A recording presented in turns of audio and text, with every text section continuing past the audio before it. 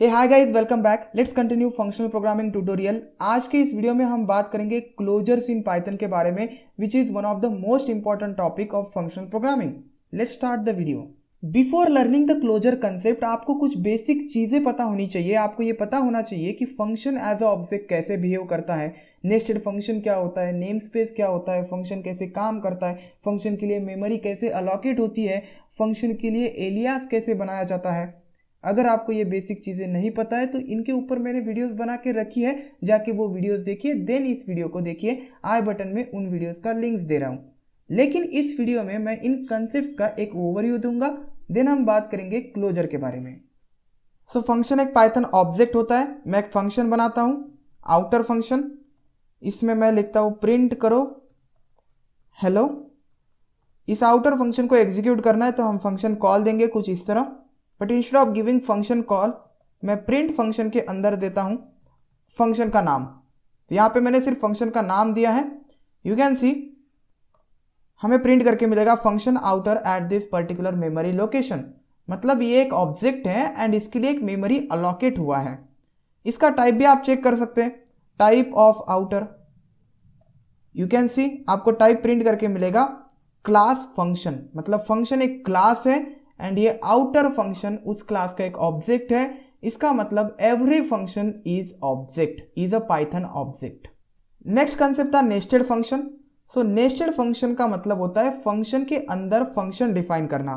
So this is the outer function and इसके अंदर मैं एक और फंक्शन क्रिएट करता हूं, इनर फंक्शन, एंड इसमें लिख देता हूं प्रिंट करो बाय। इनर फंक्शन को बोला जाएगा नेस्टेड फंक्शन एंड इस इनर फंक्शन को आप सिर्फ इस आउटर फंक्शन के अंदर ही एक्सेस कर सकते हैं, कॉल कर सकते हैं, क्योंकि इसका स्कोप आउटर फंक्शन ही है। अगर आप इस इनर फंक्शन को बाहर डिफाइन करने की कोशिश करते हैं और बाहर कॉल करने की कोशिश करते हैं तब आपको नेम एरर मिलेगा। You can see name inner is not defined. So इस इनर फंक्शन को आप सिर्फ आउटर फंक्शन के अंदर ही कॉल कर सकते हैं, तो मैं यहां पे कॉल करता हूं। And in order to execute this code हमें आउटर फंक्शन को कॉल करना पड़ेगा। मैं आउटर फंक्शन को कॉल देता हूं, तब जाके इनर फंक्शन कॉल होगा। You can see now first hello gets printed for this line, then control यहां पे आया, यहां से फिर से यहां पे गया एंड देन प्रिंट करके मिला बाय। अब बात करते हैं हाउ फंक्शन वर्क्स। सो जब पाइथन इंटरप्रेटर लाइन नंबर 4 पे आया तो उसको फंक्शन डेफिनेशन मिला एंड जब तक फंक्शन डेफिनेशन को कॉल नहीं किया जाता तब तक ये डेफिनेशन एग्जीक्यूट नहीं होगा। लेकिन जब फंक्शन डेफिनेशन दिखता है तो पाइथन इंटरप्रेटर एक नेम स्पेस क्रिएट करता है एंड इस नेम स्पेस में इस फंक्शन के नेम्स लिख के रखता है। सपोज आपने यहाँ पे कोई वेरिएबल क्रिएट किया है x हैज वैल्यू 100, तो ये क्या करेगा, x एक नेम रख देगा क्योंकि यहाँ पे असाइनमेंट हुआ है। देन इनर नाम का एक फंक्शन इसके अंदर डिफाइंड है, तो ये इनर फंक्शन का नेम रखेगा। लेकिन अभी तक इनको वैल्यूज असाइन नहीं हो चुकी है, अभी तक कोड एग्जीक्यूट नहीं हुआ है।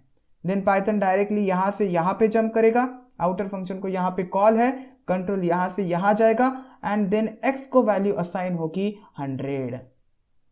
देन आउटपुट विंडो पे प्रिंट करके मिलेगा हेलो।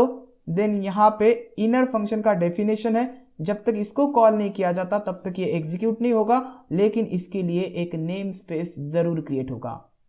एंड इस नेम स्पेस में अभी तक कुछ नहीं है। सपोज मैं यहाँ पे y वैल्यू क्रिएट करता हूँ 200, तो y is a name, y is a variable, इसके अंदर y होगा। देन यहां पे कॉल है, यहां से कंट्रोल यहां पे, देन y को वैल्यू दिया जाएगा 200 एंड आउटपुट विंडो पे प्रिंट करके मिलेगा y। देन हमारा फंक्शन एग्जीक्यूशन खत्म हो जाएगा, control after execution line number 13 पे आ जाएगा। ये जो मेमोरी अलोकेशन हुआ है, जो नेम स्पेस बना है, जो भी मेमोरी कंज्यूम किया है by this call, by this function call, वो सारा फ्री किया जाएगा। अब मेमोरी के अंदर कुछ भी नहीं बचेगा। एंड ये करता कौन है, ये करता है पाइथन गार्बेज कलेक्टर नाम का एक प्रोग्राम होता है, पाइथन गार्बेज कलेक्टर। सो ये गार्बेज कलेक्टर कैसे वर्क करता है इसके ऊपर मैं एक और वीडियो बनाऊंगा, लेकिन ये प्रोग्राम है, ये मेमोरी को फ्री करता है। सो जब ये आउटर फंक्शन कॉल हुआ, पूरा एग्जीक्यूट हुआ, जो भी उसके लिए मेमोरी अलोकेट की गई थी सारी मेमोरी फ्री की जाएगी। अब कुछ भी प्रेजेंट नहीं है मेमोरी के अंदर, ना ही ये x प्रेजेंट है, ना ये हेलो वैल्यू प्रेजेंट है, ना ये इनर फंक्शन का डेफिनेशन प्रेजेंट है। Then line number 13 and rest of the code execute होगा। In this way function works. अब बात करते हैं एलियासिंग फंक्शन के बारे में। देखिए ये जो फंक्शन डेफिनेशन है इसके लिए नाम हमने दिया है आउटर। मैं इसके लिए एलियास बना सकता हूं।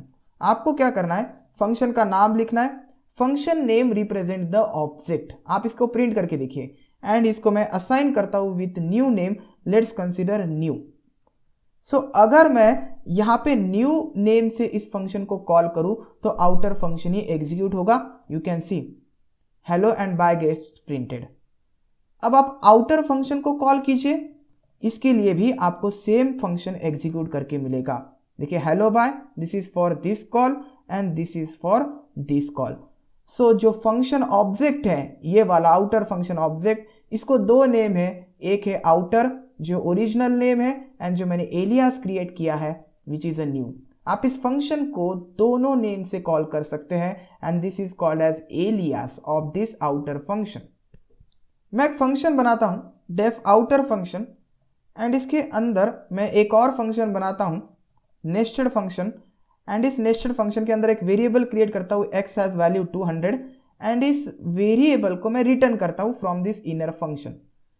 इनर फंक्शन को मैं कॉल देता हूं and in order to execute this code हमें आउटर फंक्शन को कॉल देना पड़ेगा। मैं इसे रन करके दिखाता हूं, हमें कुछ भी प्रिंट नहीं करके मिलेगा क्योंकि यहां से वैल्यू रिटर्न हो रही है तो हमें यहाँ पे प्रिंट लगाना पड़ेगा।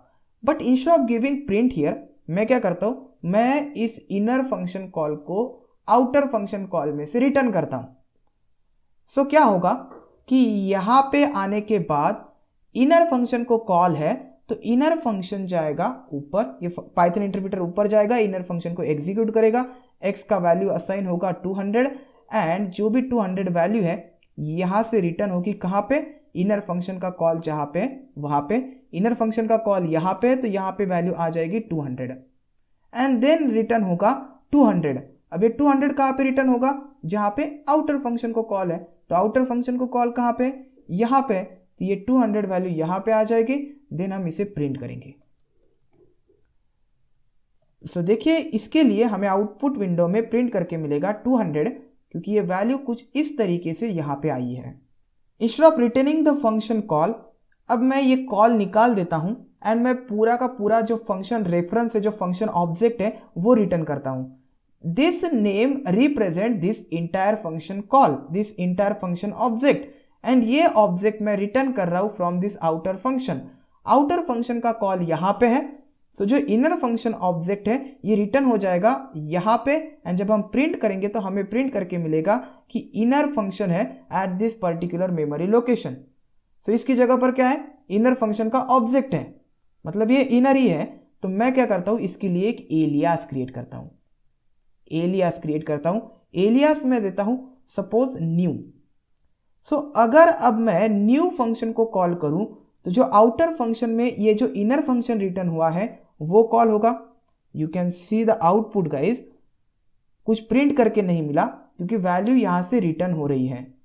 सो मैं क्या करता हूं, इसे प्रिंट करता हूं, प्रिंट देन न्यू फंक्शन को कॉल दिया है। देखिए 200 gets printed for this print, इस लाइन नंबर 10 के लिए हमें 200 प्रिंट करके मिला। Instead of giving the new here मैं यहां पे सेम नाम देता हूं जो इस फंक्शन का नाम था इनर। सो ये इनर एक लोकल फंक्शन है, आप इसको बाहर एक्सेस नहीं कर सकते, बट मैंने क्या किया है, यहां से रिटर्न किया है एंड बाहर एक सेम नाम का एलियास क्रिएट किया है। So this is a global alias and this is present at the local scope.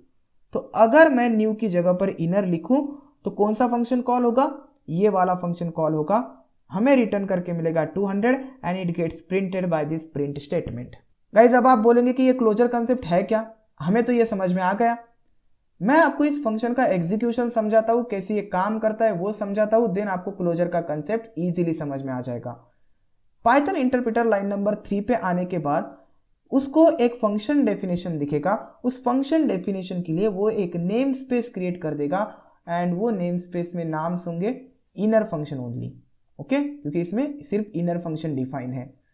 Python directly jump करेगा ऑन लाइन नंबर 9, यहां पे आउटर फंक्शन को कॉल है, कंट्रोल यहां से होकर यहां पे जाएगा, देन पाइथन जाएगा लाइन नंबर 4 पे, यहाँ पे एक और फंक्शन डिफिनेशन है। सो इसके लिए एक नेम स्पेस क्रिएट होगा एंड जिसमें x नाम का एक नेम होगा। देन पाइथन यहाँ से जंप करेगा यहाँ पे रिटर्न स्टेटमेंट है एंड ये रिटर्न स्टेटमेंट बिलोंग करता है to this outer function and ये रिटर्न कर रहा है इनर फंक्शन ऑब्जेक्ट। सो जो भी इनर फंक्शन ऑब्जेक्ट है, जो भी एक फंक्शनल का ऑब्जेक्ट है, जो भी कोड है, ये रिटर्न हो जाएगा यहाँ पे जहाँ पे आपने इस आउटर फंक्शन को कॉल दिया है, क्योंकि ये रिटर्न कीवर्ड इस आउटर फंक्शन का कीवर्ड है अभी एंड ये जाएगा आउटर फंक्शन कॉल की तरफ। तो जो इनर फंक्शन का डेफिनेशन है, जो कोड है, वो रिटर्न हो जाएगा यहाँ पे। देन हमने एक एलियास क्रिएट किया, inner alias in the outside of the function. तो इनर फंक्शन में आ गया ये फंक्शन ऑब्जेक्ट जो कि रिटर्न हुआ है। अब जब मैंने इनर फंक्शन ऑब्जेक्ट को कॉल किया तो हमें ये फंक्शन ऑब्जेक्ट प्रिंट करके मिला।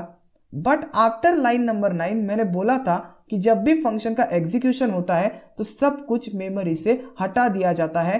Nothing is present in the memory now, nothing is present in the memory after this outer function call.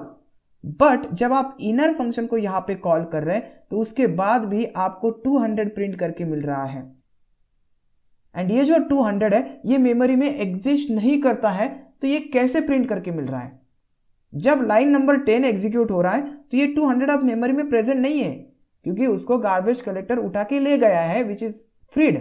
So guys यही है क्लोजर का कंसेप्ट। ये जो आपने कोड रिटर्न किया है, फंक्शन ऑब्जेक्ट रिटर्न किया है, ये एक कोड है एंड इस कोड के साथ एक वैल्यू अटैच हो चुकी है। तो ये जो कोड है इनर फंक्शन का, इसके साथ एक वैल्यू अटैच है which is 200 value of x। सो जब भी आपने इस कोड को यहाँ पे कॉल किया तो वो वैल्यू आपको एक्सेस करके मिली even if this value is not present in the memory and this concept, this technique is called as a closure in Python. Closure की वजह से ये जो नेस्टेड फंक्शन हमने डिफाइन किए हैं उन नेस्टेड फंक्शंस को आप outside on the global scope access कर सकते हैं जैसे मैंने यहाँ पे किया।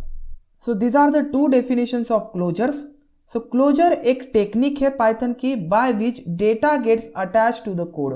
सो आपने कोड रिटर्न किया, आपने फंक्शन ऑब्जेक्ट रिटर्न किया, उस फंक्शन ऑब्जेक्ट के साथ साथ डेटा भी अटैच होके आया इन द ग्लोबल स्कोप। उस प्रॉपर्टी को बोला जाता है closure. Second definition is closures are functions objects that remembers value. तो ये जो वैल्यू थी इस फंक्शन ऑब्जेक्ट में रिमेंबर करके रखी even if they are removed from the memory. So even if they are not present in the memory. So these are the two definitions of the closures. I hope कि आपको closure का concept समझ में आया होगा। मैं एक और एग्जांपल लेता हूं एंड इस वीडियो को एंड करता हूं। सो गाइज मैं एक फंक्शन बनाता हूं, outer function. Inside this outer function एक नेस्टेड फंक्शन बनाता हूं, inner, and inside this inner function में प्रिंट करता हूं hello and from the outer function में रिटर्न करता हूं इनर फंक्शन का ऑब्जेक्ट। ये ऑब्जेक्ट रिटर्न होगा जहां पे मैंने आउटर फंक्शन को कॉल दिया है। आउटर फंक्शन को मैं कॉल देता हूं ऑन लाइन नंबर 9। सो यहां पे ये इनर फंक्शन का ऑब्जेक्ट आ जाएगा। ऑब्जेक्ट मतलब कोड एंड इस कोड के साथ साथ ये हेलो डेटा भी अटैच होके आएगा।